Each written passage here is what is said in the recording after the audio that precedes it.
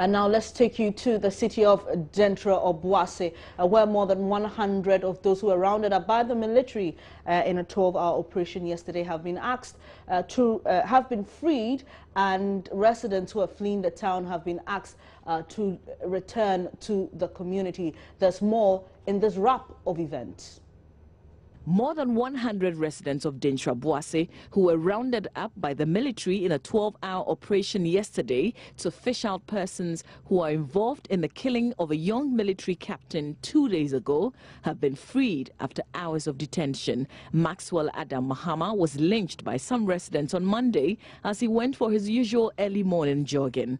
In response to the acts by the community members, the Ghana Armed Forces deployed personnel to the town in search of those responsible. The team was led by the Chief of Army Staff, Major General William Azuri Ayamdo. I have lost one of my fine officers who was detailed to come here on official duty, protecting life and property, only to be lynched by the same community that he's supposed to be protecting. So it is very sad that this should happen to an officer of the Ghana Army and the armed forces at large. The community where the incident has happened has completely been vacated, except the few who were arrested. Out of those, we have been able to identify 2 or 3 who may have been directly involved in the incident, and we've handed them over to the police.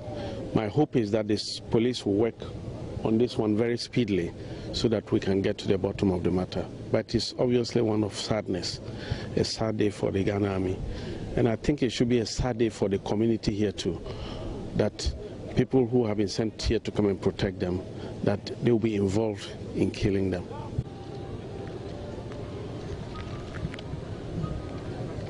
District Commander of Diaso, Osei Edu Ajimang, was unhappy with the military's decision to send men to the area, claiming their presence caused members of the community to flee, affecting their investigations.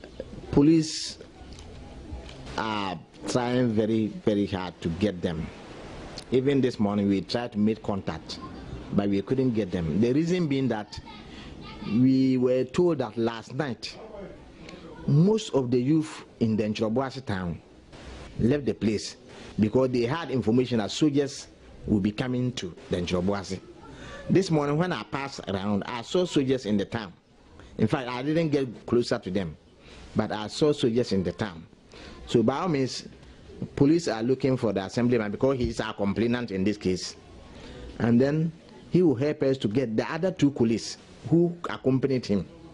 Then maybe when we have these 3, perhaps from what they will tell us, it will lead us to somewhere.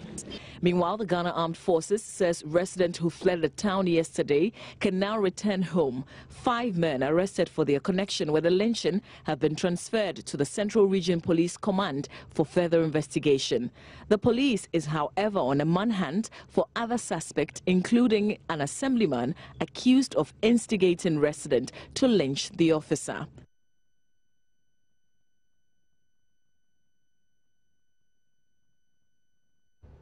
Now, despite the call for them to return home, some residents of Diaso are still fleeing the town for fear of reprisals following the lynching of Captain Maxwell Mahama.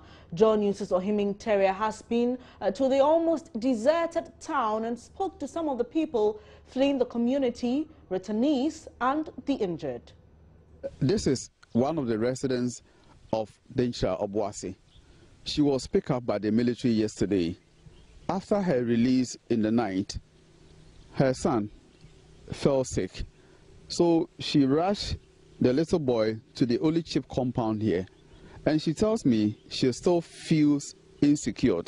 And the best option for her is to leave Denkyira-Oboasi right from here. So as you can see, the motorbike parked with her belongings, few of her belongings, and the little boy on her back. They are ready to leave the community. My operation every 5 more. I'm a free bush When I got a hint the military were coming, I left. I came back from my hiding place in the bush after I heard they were gone. When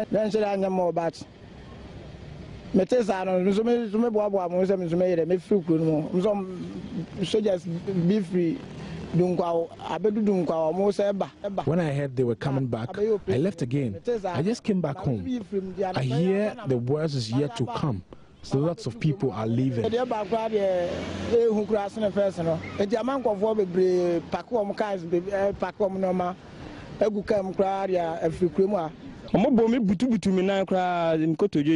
beat me up and kicked me in the leg. I have bruises all over my knees. I have a cut on my mouth too. They say we have killed a soldier in this town, and that is why the military came here. I suffered the consequences too. After that, they let us go.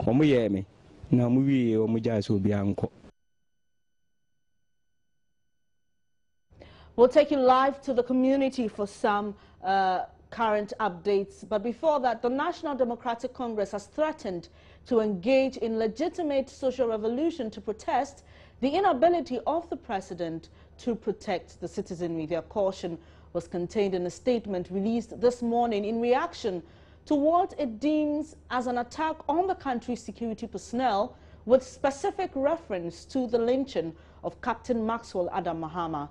Legal practitioner and former MP for North Dai, George Lowe, has been reacting to the unfortunate incident on the AM show earlier this morning.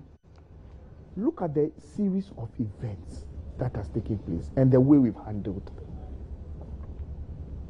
Now, what has become clear is that the attack on the security agencies is clear. Police people have been attacked this week. A soldier has been killed. The judiciary has been attacked. They are climbing up. And if anybody, any politician thinks that they are free, they should be sitting there. Next time it will be parliament. Next time it will be the office of the president. Then we'll come to terms fully with the kind of monsters, little monsters we are creating all over. And allowing them to walk free for political expediency. And that is why when they misbehave, and people are talking, and the Abronians of this world, and other people, senior political figures of this, are supporting this kind of lawlessness, some of us get angry. I understand that the president has also tweeted. But you see, the president has a greater responsibility in these matters, particularly because he's commander-in-chief of the Ghana Armed Forces. And if he will sit by and watch his men murdered in this kind of thing, then he would have be eschewing. He may not have issued an official I am statement, saying that, but from his official... I didn't elect him to do anything. I want him to act as president, in an official capacity. Let's see the government of the Republic of Ghana come out. The police are undertaking the investigation. I am saying that. It's a democracy. I am saying that let the government officially come out to condemn this action. Okay? The police have a standard duty to investigate anything. So it is nothing new if police wants to investigate this. The former MP for North Dai, George Lowe, has also described the AG's handling of the JB Dankwa case as gross incompetence. When I listened to the AG yesterday, once again I wasn't convinced. I think that the AG... What did the AG say that didn't convince you? Now she says that you cannot do investigations when you still hold the people in court, and therefore they have to discharge them because they want to do further investigation. Balgadash. It is not on. It is not in law anywhere. Roland, who says that when you have somebody in under trial, you cannot continue to do investigation and get more facts and amend your facts? So for the AG to come and say that, it means that she didn't understand the process that she was undertaking. Clearly, she showed a gross misunderstanding of the process. Because now that I understand this morning that they've been rearrested, if it is true, so why are you not holding them? Are you not holding them there?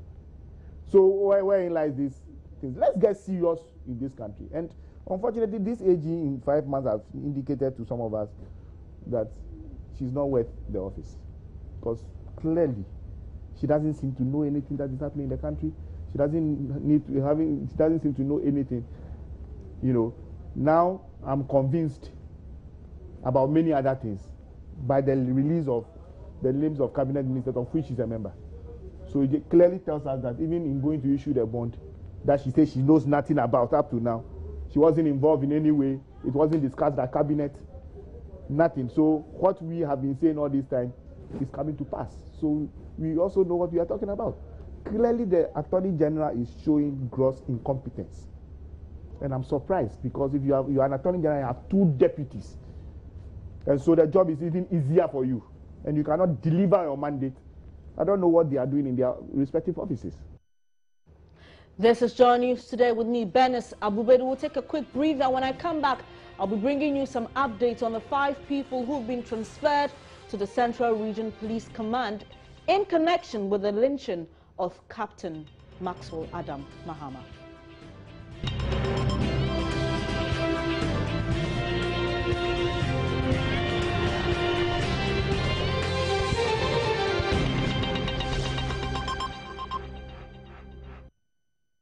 Thanks for staying here on Joy News Today. Let's now go to the Central Region where 5 persons have been transferred to in connection with the lynching of Captain Maxwell Adam Mahama. Kojanyakon is there for us. Hello, Richard.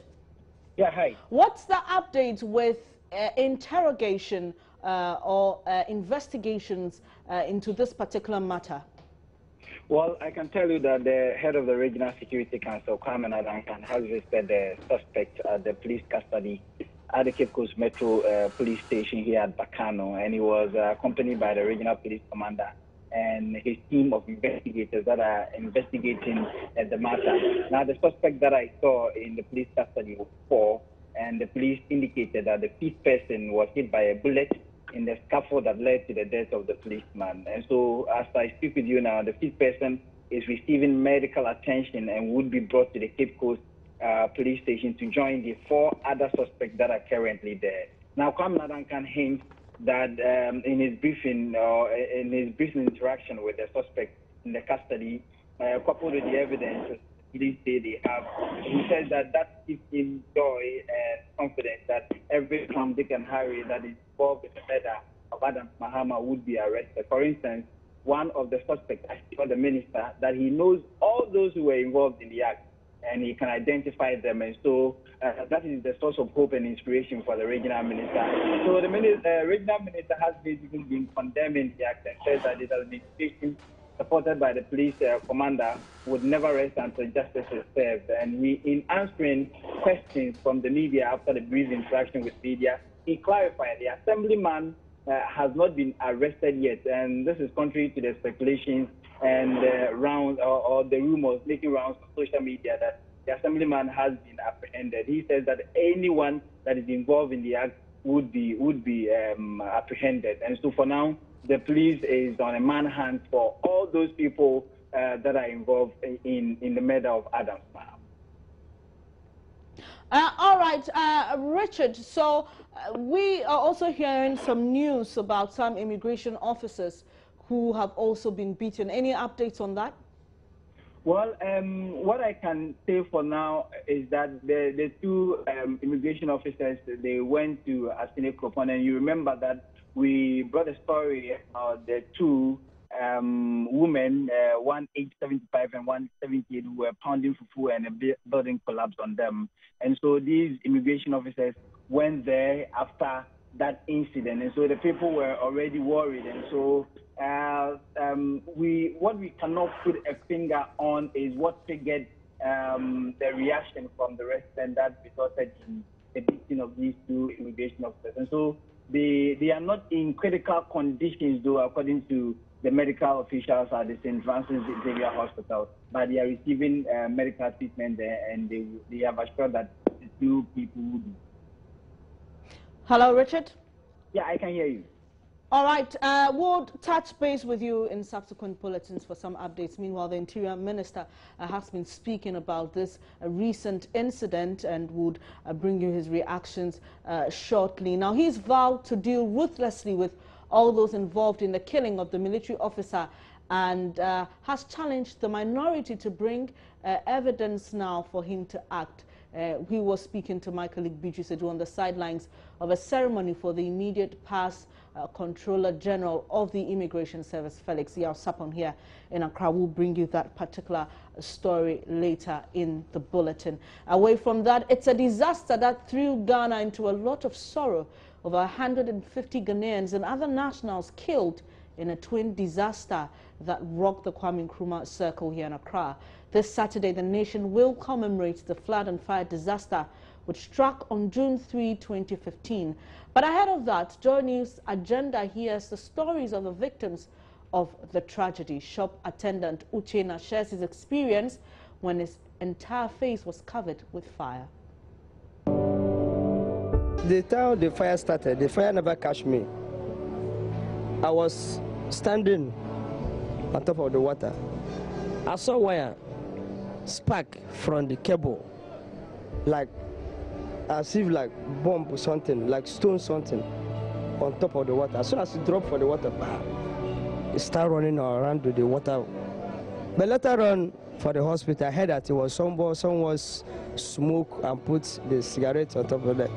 Me, I started watching the fire. It was naked. It was naked wire. Spark.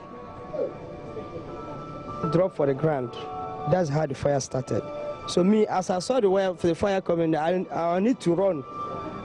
But there's no way to run. It was exactly this compound front of here. I feel like, I don't know that, I thought that maybe the fire may not reach me. As soon as I want to turn my face, where the fire catch me for face, start burning me. So I have to take it, fall inside the water, at least let him quench small.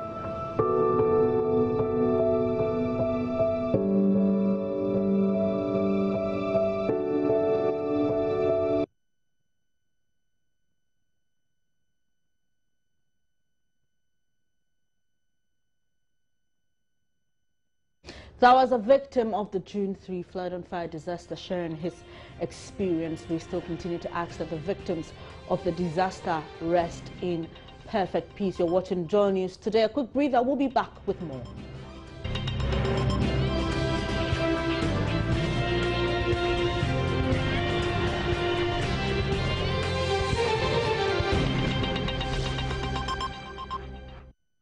Many thanks for staying here. Now to the fight against Galamsey. 2 Russians and 2 Ukrainians arrested last week for engaging in illegal mining in the Ashanti region have pleaded not guilty before an Accra Circuit Court.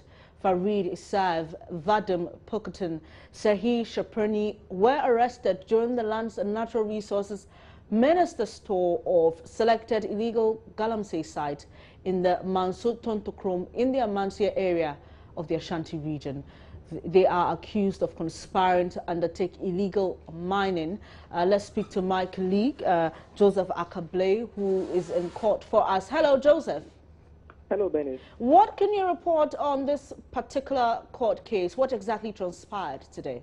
So, the fact of the matter is that this is the second hearing of the case. They were first brought to Accra and put before court on May 22, but hearing could not commence because lawyers for the accused persons told the court they are unable to express themselves in English language, for which reason they required a Russian interpreter to assist them. So for today's proceedings, a Russian interpreter was provided to assist them in court proceedings. And once that was done, the charges were read against them. I'd like to point out 2 main issues. One is conspiring to undertake illegal mining, and the second one is undertaking illegal mining itself. They all pleaded not guilty to this count put against them. Their lawyer then made a forceful argument asking for bail. Our lawyer Emmanuel Daco said 2 of the 4 accused persons were unwell and required medical attention. He also said they were willing to comply with court proceedings if they were granted bail, and there was no need, they had no intention of traveling outside the country, and therefore they should be granted the bail by the court.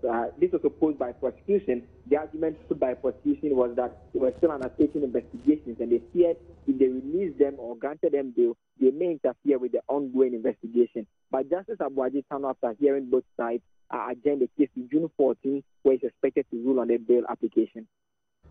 All right. Thank you very much for the updates. Joseph Akable coming to us from an Accra Circuit Court. Well, away from that issue, 267 households in 12 communities in the Tano South district of the Panohafu region are benefiting from the Livelihood Empowerment Against Poverty LEAP program. Officials say beneficiaries have received a total of 211,412 Ghana cedis so far since the start of the program. Tana South District Director of Social Welfare Department, Samuel Treme, announced this during an educational forum on LEAP at Breme in the Tana South District. Nesta Kafiatuma sent this report. The Educational Forum on the Livelihood Empowerment Against Poverty program was organized by Save Our Environment Foundation, an organization based in Bechem in collaboration with the Brongahafo network of NGOs and financed by Osiwa and the Commonwealth Human Rights Initiative. The forum sought to enlighten people of Breme and the adjoining communities on LEAP. Director of Social Welfare Department in the Tano South District, Samuel Treme, stated that the educational forum is necessary because most people in the communities are ill-informed about LEAP. Some of the community members were not there 2015, so they did not get the opportunity to have the education on LEAP. But during payment, when they saw we are paying, that is where people were questioning how were they able to selected. But those who were there understand. But those who came, so we saw it very prudent to embark on another education so that people will know the processes of selecting beneficiaries. So what goes into it and who, the category of people who should be in the stream poor households, so that they will be able to qualify. Some residents of Breme and the Tano South District shared their knowledge on the Livelihood Empowerment Against Poverty program. Chief Executive Officer of Save Our Environment Foundation, Collins Osei, said information available to the public on LEAP, especially the beneficiary communities, is very limited. Therefore, more work needed to be done. He stressed the need for civil society and the media to get more involved in educating the public on LEAP and other government programs. We are implementing the project here to let the people get access to information on the LEAP, because a lot of them have the idea that it's about political thing, but LEAP is not on political issues. It's about the livelihood of the people. So once they get the information and they get access to the information, they will be able to assess it and they know who benefit for the LEAP and those who don't benefit.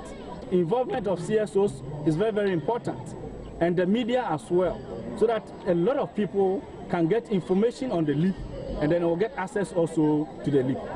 Chief of Breme, Nanabuachi Yadom Amankwa, appealed to Parliament to speed up passage to the Right to Information Bill to enable people have access to information on government programs. He also asked for the expansion of the LEAP to cover several other communities in the Tano South District. Up next is business with Emmanuel Abuaje Biafe.